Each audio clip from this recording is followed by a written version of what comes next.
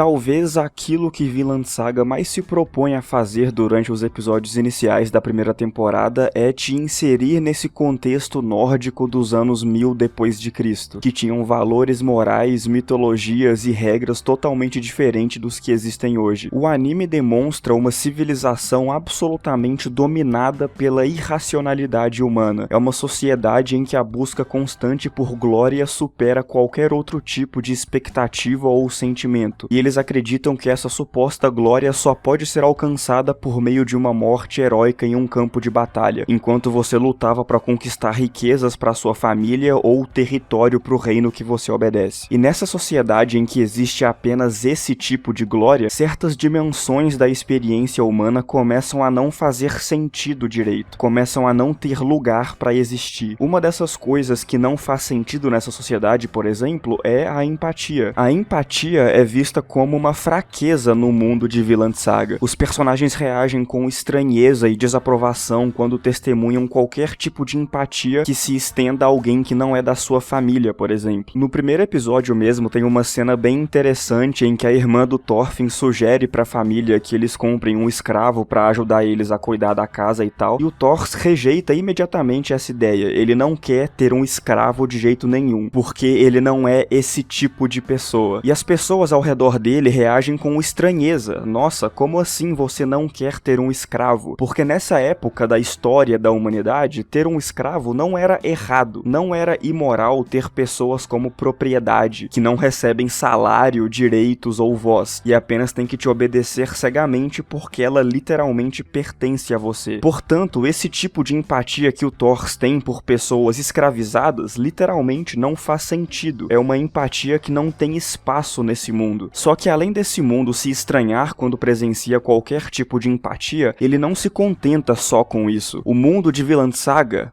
pune a empatia, pune a gentileza. Um dos temas mais recorrentes que eu observei nas duas temporadas quase inteiras é como essa realidade constantemente prejudica aqueles que tentam ser gentis. Gentileza não gera gentileza. Atos bondosos não são recompensados, eles são só punidos. Ainda nesse primeiro episódio existe um pequeno plot secundário sobre um escravo que fugiu do seu mestre e foi parar na fazenda da família do Thorfinn, que o recebe, o acolhe e cuida das feridas dele. Um tempo depois o dono do escravo aparece na fazenda e obriga eles a devolver a sua propriedade, mas o Thor se recusa. Ele não quer deixar esse homem vivendo como um escravo por mais tempo, então ele oferece 8 ovelhas em troca da liberdade do escravo. O dono do escravo aceita esses termos, então você acha que essa história vai ter um final feliz, com o escravo ganhando sua liberdade e podendo desfrutar dela pro resto da vida, mas isso é o que aconteceria em um mundo gentil, e nós não estamos em um mundo gentil. Nós estamos em um mundo que pune gentilezas como essa. E por isso, de forma totalmente contraditória e anticlimática, o anime mostra que alguns dias depois, o agora ex-escravo simplesmente morreu por causa de alguma doença ou, sei lá, algum motivo completamente banal e não pôde desfrutar da sua recém-adquirida liberdade. A gentileza do Thor não foi recompensada. Ele entregou 8 ovelhas em troca da liberdade desse escravo apenas para ele morrer poucos dias depois, sem nenhum tipo de resolução mais satisfatória nesse conflito. Mas essa tá muito longe de ser a última vez que esse mundo vai punir a gentileza. Poucos episódios depois, quando o Thorfinn já tá mais velho e maluco da cabeça, ele se infiltra numa vila como uma espécie de espião para descobrir algum ponto fraco e depois dar um sinal para que o grupo do Askeladd invada a vila e roube as coisas importantes. Enquanto isso, ele é acolhido por 2 mulheres que o viram machucado e desacordado na floresta, e elas surpreendentemente também acolhem ele, cuidam dos seus ferimentos, dão comida para ele e até lavam o cabelo dele, apenas para poucos minutos depois esse ato de gentileza também ser punido. O Thorfinn recompensa a empatia e a hospitalidade dessa família que o acolheu com um sinal claro para que os vikings invadam essa vila, taquem fogo em tudo, roubem tudo e matem todo mundo. De novo, a gentileza foi punida. Nesse mundo que foi construído em cima de guerra e violência, com mitos vikings que glorificam a morte, com brincadeiras infantis que são literalmente simulações de batalhas, a única lição que é possível tirar disso é que a violência e o ódio são a ordem natural das coisas, são os pilares que estruturam essa civilização. O próprio dono do escravo do primeiro episódio diz uma frase que resume perfeitamente essa forma de organização social. Abre aspas, a lei é a corrente. Quando os brutos são acorrentados, se tornam humanos pela primeira vez. Fecha aspas. Essa frase ficou na minha cabeça desde que eu assisti esse episódio. Essa sociedade entende que a corrente, que seria, uma outra forma de descrever a violência, é aquilo que dá o status de civilizado para pessoas brutas, que seriam aquelas pessoas que não fazem parte dessa civilização. Em outras palavras, você só se torna humano quando você é acorrentado, punido e desprovido de empatia e gentileza. Ironicamente, aquilo que dá humanidade às pessoas dessa sociedade é justamente a perda de humanidade. No caso, a forma que nós atualmente entendemos o que significa essa humanidade. E é por causa disso que a morte injusta do Thor existe como um estopim da perda de humanidade do Thorfinn. É um acontecimento profundamente traumático que serve como a última lição que o Thorfinn aprende nessa fase da sua vida. As palavras sábias e bonitinhas que ele ouviu do seu pai não são o bastante para superar todas as desgraças que ele sofre e todas as regras que ele aprendeu sobre como viver em uma sociedade que vive em função da guerra. Aquele papo de ninguém é seu inimigo, ninguém merece ser machucado, ainda não faz nenhum sentido na cabeça desse menino que acabou de ver o seu pai sendo brutalmente assassinado de forma absolutamente gratuita e evitável. A lição que ele aprende disso não é a empatia que o seu pai propagava, mas a violência que matou o seu pai. Então o Thorfinn se torna um instrumento de violência, um meio que propaga esse ódio que tirou a vida do seu próprio pai. Ele se torna uma pessoa completamente desprovida de humanidade e até de personalidade também. Ele não existe fora dessa raiva que ele quer propagar pro mundo e para o homem que matou o seu pai. Um outro jeito de descrever essa pessoa que o Thorfinn se torna é como um escravo da violência. Mesmo esse sendo um mundo em que escravos literais existem, ainda tem pessoas que são outro tipo de escravo. Ao invés de serem escravos que pertencem a outra pessoa, que são propriedade de outra pessoa, eles são escravos que pertencem ao ódio, que são propriedade dessa violência. E o Thorfinn da primeira temporada é possivelmente o maior escravo de todos. Tem uma cena bem interessante que discute isso quando o Thorfinn interage com uma mulher que é uma escrava de verdade, e ele demonstra bastante raiva, bastante indignação com ela, falando que acha patético que ela não se revolta contra sua posição de escrava, que ela aceita viver sendo propriedade de outra pessoa e que isso seria um absurdo na visão do Thorfinn. Na minha interpretação, o motivo do Thorfinn ficar tão indignado com essa escrava desse jeito é justamente o tanto que ele se identifica com a posição dela, o tanto que no fundo ele sabe que também é um escravo que não se revolta contra a sua posição, que permanece submisso a esse ódio irracional e continua sendo escravizado por ele. Isso adquire uma dimensão um pouco mais óbvia quando a gente vê que na próxima temporada ele se torna um escravo de verdade mesmo, mas isso é depois. Por enquanto, na primeira temporada ele continua apenas obedecendo e perpetuando a lei da corrente como um membro do grupo do Askeladd. Ironicamente, ele se torna parte do grupo que matou o seu pai, uma parte indispensável dessa violência que fez ele mesmo se tornar a pessoa que ele é hoje. Tudo isso só para ter uma possível chance de vencer o Askeladd em um duelo justo e vingar o seu pai de forma honrosa e correta. Mas para conquistar esse duelo justo, o Askeladd diz que ele vai precisar realizar algo notável no campo de batalha. Em outras palavras, o Askeladd deu um jeito de instrumentalizar esse ódio do Thorfinn ao seu favor. Percebendo que o Thorfinn personifica esse instrumento de violência, ele tira vantagem disso e o usa para matar os seus inimigos, para adquirir riquezas e tudo de pior que os vikings faziam. Inclusive, uma das cenas mais tristes e cruéis de todo o anime para mim é quando o grupo do Askeladd voluntariamente massacra todos os civis inocentes de uma vila que não tinha nada a ver com o conflito em que eles estavam inseridos. É um massacre, assim como todos os outros, completamente gratuito e irracional. E uma dessas camponesas que foi assassinada se mostra completamente chocada e horrorizada com o fato de que existe esse tipo de homem, esses homens completamente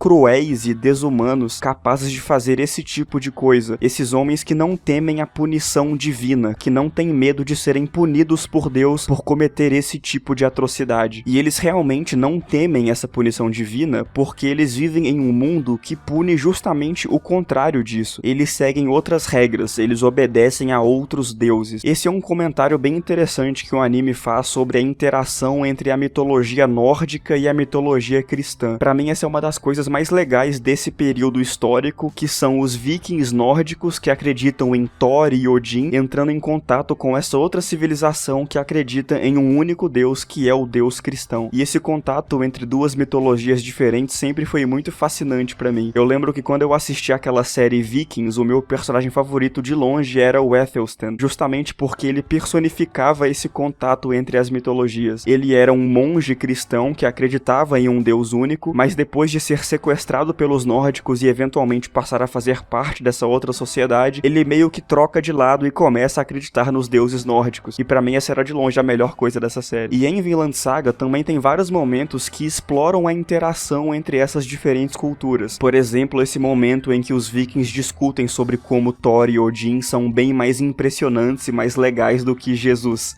E eu acho isso muito da hora. Eu gosto de como o anime dá muito destaque pra como a religião era dominante nesse período histórico e de como ela realmente guiava as ações dos personagens, e como os cristãos dessa época começavam a duvidar da existência de Deus após presenciarem tanta violência gratuita e sem sentido. De fato, não parece que um Deus todo bom e todo poderoso criaria um mundo marcado por tanto ódio, mas esse ódio, na verdade, parece ser uma resposta ao pecado original que a humanidade cometeu. Nós fomos expulsos do paraíso e condenados a viver nesse mundo em que Deus parece não existir. As únicas coisas que existem no mundo dos humanos são guerras e escravos. Porém, apesar de tudo isso, por incrível que pareça, essa história ainda consegue dizer algo com toda essa violência irracional, e o anime não se prende ao valor imagético imediato desses conflitos. Eu particularmente não gosto de histórias totalmente nihilistas e deprimentes que não tentam dizer algo maior com todo esse sofrimento. Mesmo esse sendo um mundo dominado pela lei da corrente, o amor ainda existe. Pelo menos é isso que esse monge chamado Willibald acredita. Esse personagem introduz uma discussão bem interessante sobre qual é o significado do amor e de qual forma os vikings definiriam o que é o amor. De cara, os vikings acham isso estranho porque o amor é uma palavra que literalmente não existe na língua deles, e no episódio 18 ele dá uma definição de amor que, na minha visão, é a definição do próprio autor da história de o que seria o amor. O príncipe Canute originalmente pensa que a relação que ele tinha com o seu cuidador seria o amor, porque eles se importavam um com o outro e gostavam da presença um do outro, mas o monge responde que isso não é amor, e sim discriminação. E isso acontece porque a forma que os humanos vivem, se organizam e se percebem não permite que o amor exista. É uma sociedade que glorifica a guerra, que vive em função do ódio e que pune a empatia e a gentileza. E é até bastante óbvio como o amor nunca poderia existir em uma sociedade assim. Portanto, o que faz o Canute se importar com seu cuidador não é amor, é discriminação. A mesma discriminação que te faz idolatrar um rei é aquela que te faz açoitar um escravo. E na verdade, o verdadeiro amor é aquele que existe exclusivamente fora dos humanos. O amor seria a própria natureza e, estranhamente, a morte. Ele diz que o verdadeiro amor se encontra nesse soldado que acabou de morrer, por exemplo, e que agora, só porque ele está morto, ele nunca mais vai ser capaz de odiar outro ser humano, de reclamar e de perpetuar essa violência irracional. Agora ele vai apenas se tornar parte do ciclo natural das coisas. O corpo dele vai servir de alimento para outros animais e servir como matéria orgânica para o solo e para a natureza ao redor dele. Ironicamente, os seres humanos só se tornam capazes de sentir o verdadeiro amor quando eles morrem, quando eles se tornam parte da natureza e deixam de existir como esses seres que só sabem perpetuar o ódio. Nesse sentido, o amor seria toda a natureza, seria as paisagens, os horizontes, as cachoeiras, as plantas, os animais e as montanhas. O amor é tudo aquilo que não é humano, porque o modo em que os humanos se organizam não permite que o amor exista, e é apenas com a morte que nós conseguimos atingir o amor, digamos assim, porque é apenas na morte que nós conseguimos nos deslocar desse ciclo de ódio irracional que só nos destrói de novo e de novo. Mas a parte mais interessante, que é a principal reflexão que eu tiro de tudo isso, é que apesar desse anime representar um contexto bem específico da história da humanidade, os horrores dessa violência e desse episódio estão muito longe de serem únicos dessa época. Mesmo retratando um período histórico específico com personagens fictícios e vários elementos meio fantasiosos, essa irracionalidade humana retratada por Vinland Saga foi algo que existiu durante a maior parte da história recente da humanidade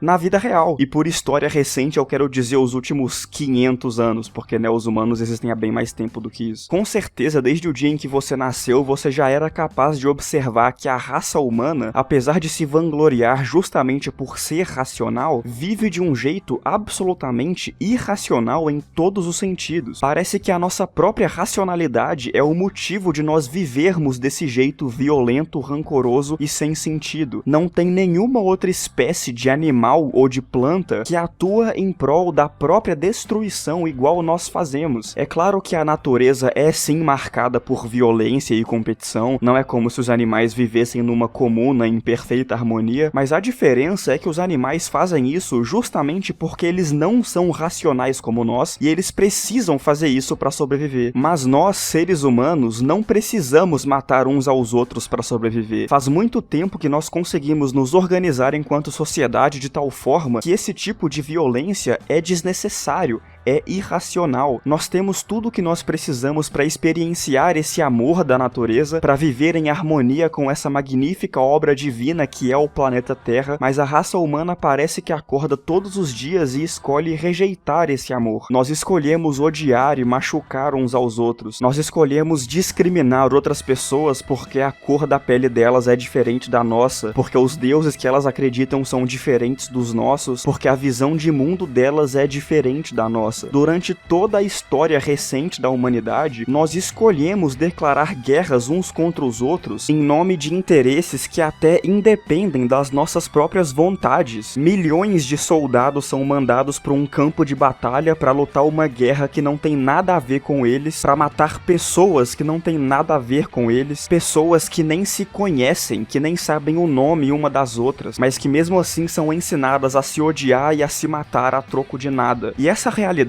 não é exclusiva de Vinland Saga e também não é fictícia. Ela é real, ela existe e sempre existiu. Desde os anos 1000 depois de Cristo, com as invasões vikings na Inglaterra, até 500 anos depois disso, com a colonização europeia na América e na África, até 400 anos depois disso, em que aconteceram 2 guerras mundiais, até os dias de hoje, em que nós ainda vemos as mesmas coisas acontecendo. O mesmo ódio, a mesma violência e a mesma irracionalidade que os seres humanos sempre perpetuaram desde os anos 1000 depois de Cristo. Porque, como o Príncipe Canute diz, a obra de Deus é tão bela, mas mesmo assim, o amor não existe dentro do coração dos homens. De fato, essa é uma conclusão bem razoável de se chegar quando você olha para toda a história da humanidade. Porque nessa história realmente parece que não existe espaço pro amor. Porque o amor é tudo aquilo que não é humano.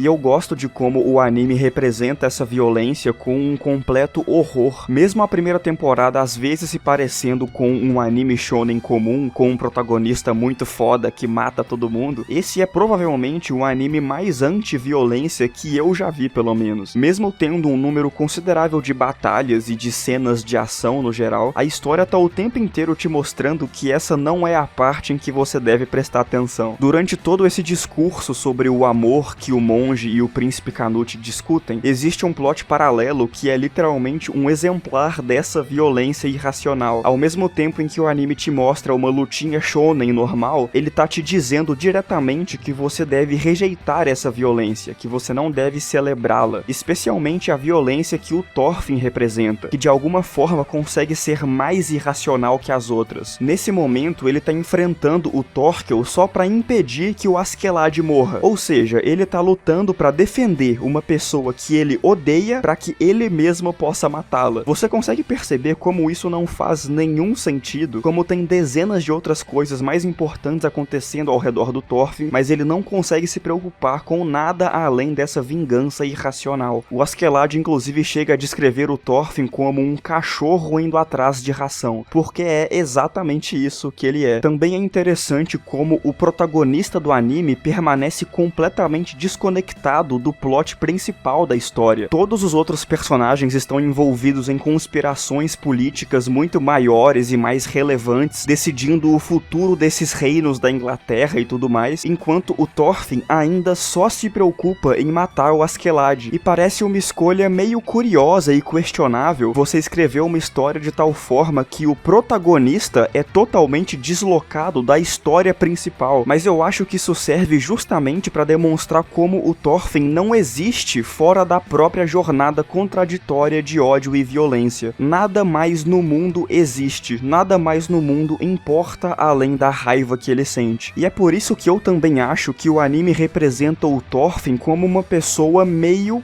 patética. Ele é patético. Tá todo mundo preocupado com coisas muito maiores enquanto ele ainda tá batendo na mesma tecla e querendo a mesma coisa que ele queria quando tinha 5 anos de idade. E essa natureza patética do Thorfinn atinge o seu ápice no clímax da primeira temporada com a morte inesperada do Askeladd. Eu acho genial como a conclusão dessa temporada não é uma grande batalha e nem mesmo um grande duelo, mas sim a exata falta disso tudo. O Askeladd morre pelas mãos de outra pessoa, impedindo completamente que o Thorfinn obtenha a sua patética vingança. Eu gosto de como o anime consegue construir esse momento de uma forma tão complexa e contraditória, porque ironicamente o Thorfinn meio que fica de luto pelo Askeladd, completamente desesperado e implorando para que ele não morra, porque senão ele vai perder a única coisa que dá sentido à vida dele. Olha como é esquisito ele lamentando a morte de uma pessoa que ele odeia. Olha como é patético ele implorando para que o Askeladd levante e duele com ele. É um final absolutamente genial, essa decisão de tirar a vingança das mãos do protagonista para forçá-lo a ter que viver o resto da sua vida sem ter consumado sua vingança. Não só ele é patético, mas o fim da sua jornada também é. É anticlimático, é injusto, é devastador e é perfeito. É exatamente a não resolução de um conflito irracional que nunca fez nenhum sentido.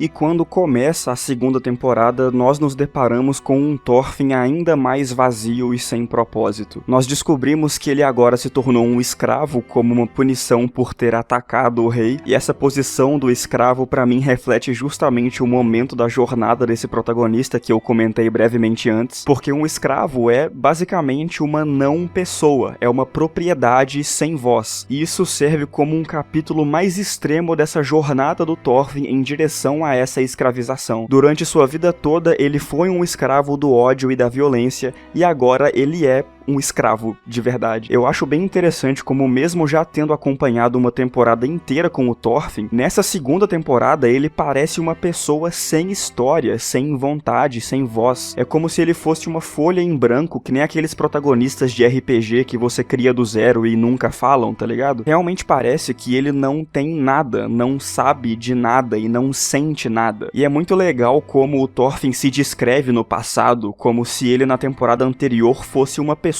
diferente mesmo. Parece que em alguns momentos ele mesmo não se reconhece, ele não se entende e não se localiza dentro da própria história. Antes ele era esse cachorro correndo atrás de ração que não sentia nada além de ódio, mas agora que a fonte do seu ódio morreu, ele ficou sem nada, ficou vazio. E isso é um termo que ele mesmo usa para se descrever. Ele se torna esse corpo de carne sem alma e sem história que nunca agradeceu por estar vivo nenhuma vez. E a dinâmica que ele tem com o Einar é possivelmente a minha coisa favorita desse anime. O Einar assume uma posição mais parecida com o que você esperaria de um protagonista de anime. Ele é mais carismático, mais determinado e emocionado, o que o coloca em um contraste muito da hora com o Thorfinn, que é o exato oposto disso. Ele é alguém totalmente lobotomizado ou mumificado, chame do que quiser. E eles têm uma dinâmica que eu nunca vi nenhum outro anime tentar replicar. Porque o Thorfinn e o Einar, representam os dois lados dessa violência que a gente testemunhou durante o anime inteiro. O Einar pertence ao lado da vítima, o lado que foi agredido, invadido e machucado pela irracionalidade humana. Mas o Thorfinn pertence, ou pertencia, melhor dizendo, ao lado oposto, o lado do agressor. Durante sua vida inteira, o Thorfinn era o instrumento dessa irracionalidade que era usado para invadir e torturar pessoas como o Einar e a sua família. Então os dois lados opostos desse ciclo de violência se encontram nessa mesma posição, se encontram juntos como escravos da mesma fazenda. O Einar vai ter que viver todos os dias olhando para um homem idêntico àqueles que mataram a sua família, e o Thorfinn vai viver todos os dias olhando para um homem idêntico àqueles que ele matou no passado. E esses momentos em que eles interagem e discutem isso, com o Einar confrontando o Thorfinn por pertencer a esse grupo que o massacrou e o escravizou, são algumas das cenas mais profundas que eu já vi na minha vida. O Einar existe como uma espécie de personificação dessa culpa do Thorfinn. Ele é um lembrete vivo e diário da quantidade incalculável de inocentes que o Thorfinn matou no passado sem nenhum motivo, a troco de nada. E talvez essa seja a única coisa que preenche o Thorfinn nesse momento da vida dele, que seria essa culpa. Mas é uma culpa ainda muito confusa e que ele ainda não consegue reconhecer e admitir direito, porque até esse momento da sua vida ele nunca teve que sentir nada parecido com isso. E justamente por não conseguir decifrar essa emoção nova que ele nunca sentiu, que ele se mostra completamente assombrado no começo dessa temporada. Quando ele tá acordado durante o seu dia a dia, ele não sente nada em nenhum momento, mas toda vez que ele dorme, ele volta a ser assombrado por essa culpa que ele ainda não consegue decifrar. Ele começa a ter pesadelos e a acordar assustado basicamente todos os dias. E essa é uma representação muito visceral de um trauma, sabe? O peso e a culpa de ter vivido no automático por tanto tempo como uma máquina mortífera volta pra assombrar o Thorfinn de um jeito muito perturbador, cara, genuinamente. É uma experiência interessante observar como na primeira temporada você com certeza achava o Thorfinn muito fodão e era legal como ele matava todo mundo e às vezes conseguia até se teletransportar, e agora essa nova versão do Thorfinn relembra esses bons e velhos tempos com um completo horror, sendo eternamente torturado pelas memórias de todas as pessoas que ele matou sem pensar duas vezes. E é impressionante a quantidade de tempo que essa temporada dedica para explorar essa psicologia traumatizada do Thorfinn, como esse vazio que ele sente depois de ter parado de sentir apenas ódio deu espaço para que ele, pela primeira vez na vida, desenvolvesse algum tipo de consciência. E quando ele desbloqueia essa habilidade humana básica que é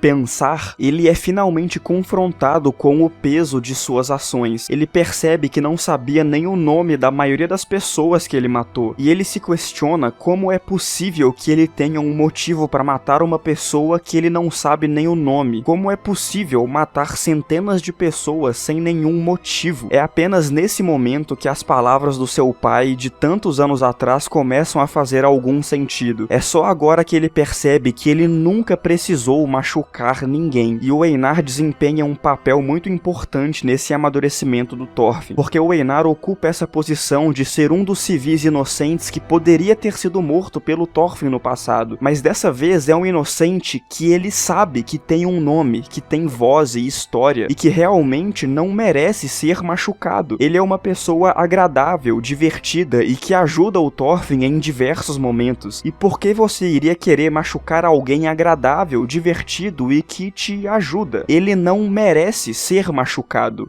porque ninguém merece ser machucado. Do mesmo jeito que o Einar não é seu inimigo, as pessoas que você matou na primeira temporada também não eram. Mas essa percepção tardia que o Thorfinn atinge não anulam os erros que ele cometeu e as pessoas que ele de fato matou. Então, além de perceber esse erro, ele vai ter que fazer alguma coisa com essa percepção. Ele vai ter que seguir um caminho diferente. E esse caminho começa com a aceitação de que a sua única opção é carregar consigo mesmo as memórias de todas as pessoas que você matou. Onde quer que você vá, essas pessoas serão levadas junto com você, te observando enquanto você tenta fazer algo diferente, enquanto você tenta preencher esse vazio com alguma coisa além da culpa, que no momento é a única coisa que você é capaz de sentir. E nesse momento tem algumas cenas que são realmente fascinantes, cara, que são esse processo do Thorfinn aprendendo a ser um ser humano aos 20 anos de idade. Como ele só viveu em função função da violência até agora, ele é basicamente uma criança no que se refere a todos os outros assuntos. Ele não sabe nada sobre agricultura, por exemplo, sobre o preço dos cavalos, sobre em qual época se planta trigo, sobre como carroças funcionam. Ele fica maravilhado com esses processos básicos da natureza, literalmente como se fosse uma criança descobrindo como o mundo funciona. O Einar inclusive chega a descrevê-lo como um bebezão, porque parece que tudo é novidade pra ele. Mas talvez a coisa que seja a maior novidade pro Thorfinn seja a pura felicidade. No episódio 13 tem um momento muito bonito em que o Thorfinn e o Einar estão jantando junto com os membros que eles mais gostavam da fazenda, e eles compõem ali uma espécie de família, um grupo mais íntimo que conversa com eles sobre coisas além do trabalho e que gostam da companhia um dos outros. E pela primeira vez em todo o anime, o Thorfinn sorri. Ele sente felicidade e prazer pela primeira vez na vida. E mais do que isso, ele começa a se tornar um idealista que tem o sonho de criar um mundo que não precisa de espadas e onde não existem inimigos. Porque muito mais importante do que se arrepender pela violência que causou, ele precisa de fato compensar esse estrago. Mas é interessante porque mesmo o Thorfinn tendo passado por essa mudança, o mundo ao redor dele não mudou nem um pouco. A mesma violência que a gente já tá acostumado continua existindo e rodeando o Thorfinn o tempo todo. Esse mundo continua punindo a gentileza. Pra mim, uma das cenas mais tristes de todo o anime é a morte da Arneide, que é possivelmente o caso mais cruel desse tipo de violência gratuita e desnecessária. O Thorfinn e o Einar arriscaram tudo tentando ajudá-la, tentando salvar o Gardar, que era o marido dela, só que mais uma vez essa gentileza não é recompensada. O Gardar não consegue fugir, e quando o dono da fazenda descobre o que a Arneide tentou fazer, acontece a cena mais brutal de todo o anime, que é a Arneide sendo espancada pelo dono da fazenda, mesmo depois de ter falado que estava grávida do cara que está espancando ela. É um momento muito triste porque essa tentativa dela de se salvar falando que está grávida mostra que ela em si não tem nenhum valor, ela pode ser machucada, enquanto o feto nem formado dentro dela merecia ser protegido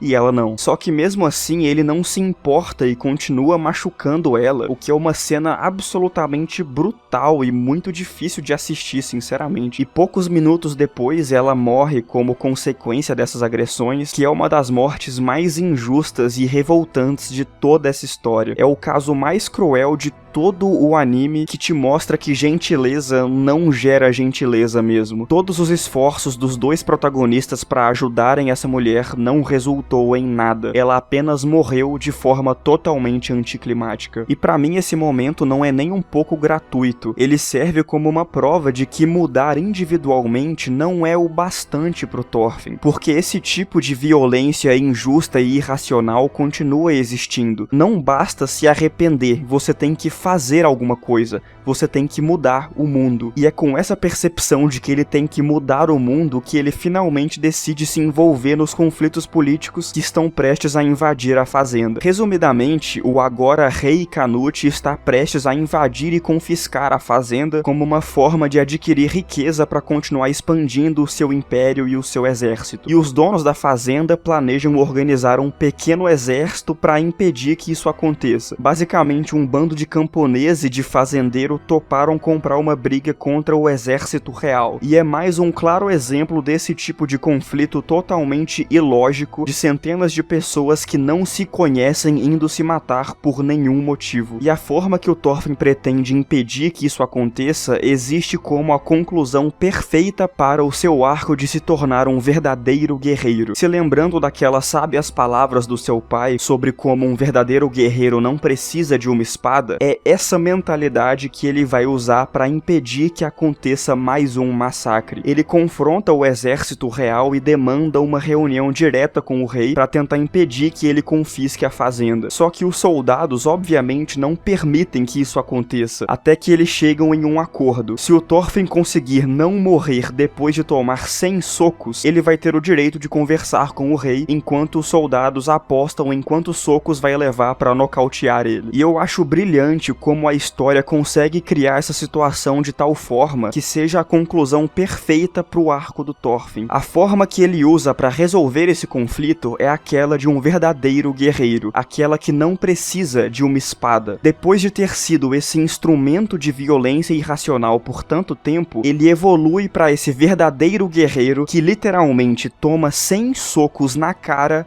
e não revida. Ele se recusa a ser parte desse ciclo de violência. Ele não quer mais ter todas as pessoas como o inimigo. Ele não quer mais ser o inimigo. E ele finalmente aprende que isso não existe, que ele não tem nenhum inimigo. Essa é aquela cena icônica do anime que você certamente já tinha visto antes de assistir à obra propriamente dita, e quando você chega nela, você entende o hype e percebe que era isso tudo mesmo. Mas o que também é muito legal nesse momento é justamente o quão estranha é a abordagem do Thorfinn para tentar acabar com esse conflito. E é uma tentativa que também é um pouco patética, porém de uma forma diferente de como ele era na primeira temporada. A tentativa dele de impedir o plano do rei é literalmente só chegar pra ele e pedir gentilmente que ele pare. Mas é engraçado porque essa era a única coisa que ele tinha pra fazer mesmo. Ele não tem superpoderes ou qualquer outro tipo de recurso pra impedir as intenções do rei, que tem todo um exército. A única coisa que ele tem pra fazer é pedir pro rei parar e tentar explicar pra ele como essa guerra não faz sentido. O próprio rei confronta o Thorfinn com o quão patético é esse plano dele pra impedir a guerra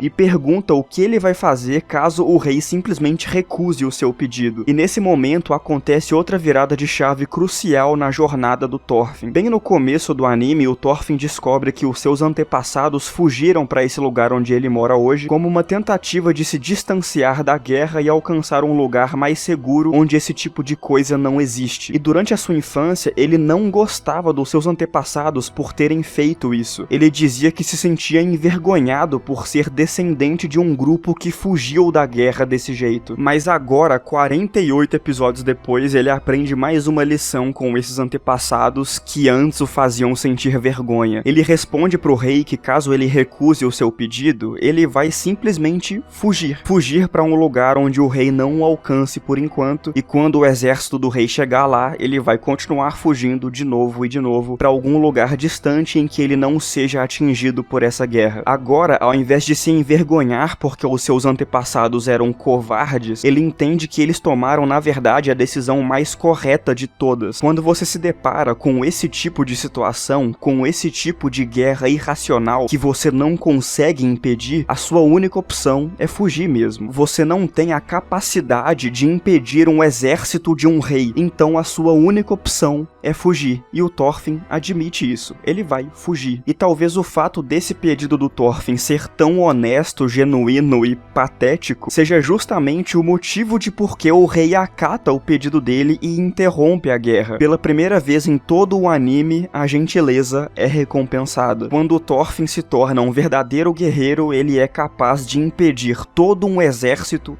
sem machucar ninguém, sem escolher um lado nessa guerra e sem se tornar parte desse ciclo de violência, apenas declarando que ninguém tem inimigos e que não tem nada que justifique que centenas de pessoas que nem se conhecem se matem. É uma conclusão absolutamente maestral para esse arco maravilhoso. Eu acho sinceramente impressionante como o autor conseguiu construir uma situação em que o protagonista consegue impedir uma guerra de um jeito tão tosco e inesperado. É tão perfeitamente alinhado com a visão anti-violência e anti-guerra que está presente na camada mais funda do DNA dessa história. E por isso, na minha opinião, aquelas pessoas que reclamam desse amadurecimento do Thorfinn, que achavam ele muito mais da hora quando ele era o protagonista shonen fodão genérico da primeira temporada e que agora ele virou um betinha sem graça. Assim, eu te dou o direito de pensar desse jeito se você tem 12 anos. Mas se não é o seu caso, cara, só para de ser burro, porque desde o primeiro episódio, Vinland Saga já era sobre isso. Já era uma história anti-violência e anti-guerra. A primeira vez que a gente escuta esse papo de ninguém tem inimigos é literalmente no segundo episódio. A diferença é que a primeira temporada era simplesmente um capítulo anterior da jornada do Thorfinn. Era o capítulo em que ele precisava se tornar esse instrumento de violência para que na próxima temporada ele tivesse sua redenção inevitável. Mas essa redenção já estava destinada a acontecer desde sempre, porque a história sempre foi sobre isso. Vinland Saga nunca quis ser uma história sobre como os vikings eram fodas, ou sobre como a guerra é um espetáculo grandioso. Essa história sempre foi uma denúncia a tudo isso, e o Thorfinn serve como a personificação dessa denúncia, uma pessoa que evolui de uma vítima dessa violência para um causador dessa violência, e finalmente para o verdadeiro guerreiro que tem como objetivo final criar uma terra distante onde a escravidão e a guerra